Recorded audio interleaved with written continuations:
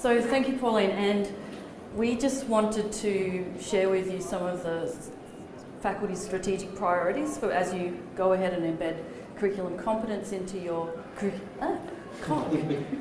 scratch that, Mikey. Cultural competence into your curriculum, that you are meeting our strategic priorities. And just want to say firstly that we know that there's some really great existing initiatives happening, and we're going to see some of those at the showcase in just a little while.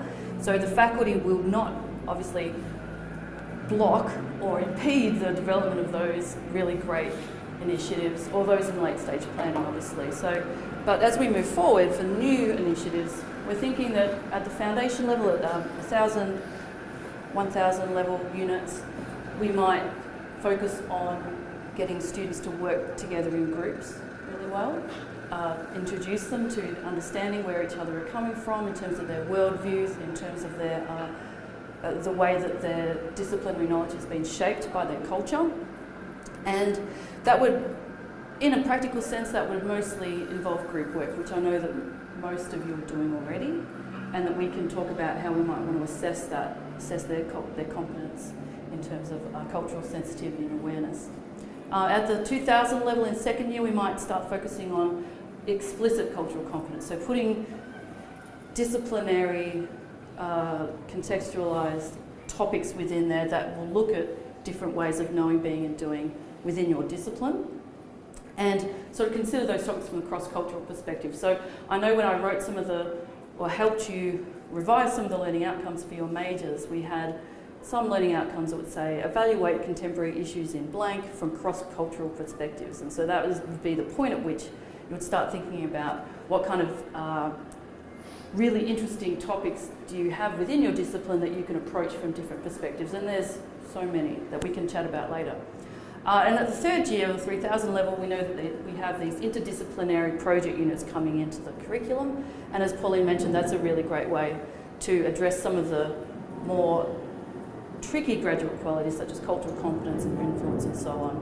Because students will be working together, we'll be working across disciplines, and they will be really bringing together all of their knowledge into a capstone unit.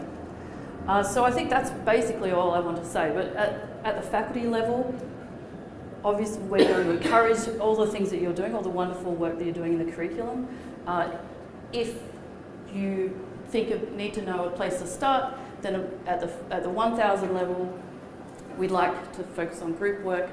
2000 and 2000 level, focus on disciplinary context, and 3000 level and 4000 level on those interdisciplinary units. That's probably the easiest place to put cultural competence. Open to discussion, obviously, and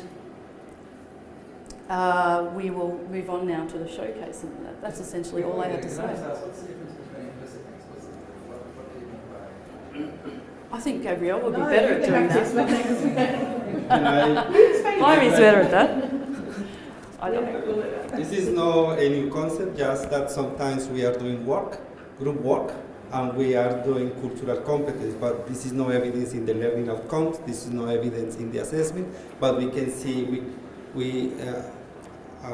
not being conscious of what we are doing, we are implementing cultural competence. We made that big groups with members from different heritage or cultural perspective came together and tried to solve a problem. So in that case, it's implicit but not explicit. And explicit is when we embed that in the learning outcomes and we try to assess that and have a specific teaching strategies. But it's not a new concept, just to know that sometimes we are doing things and we don't know that we are embedding cultural competence. Yeah.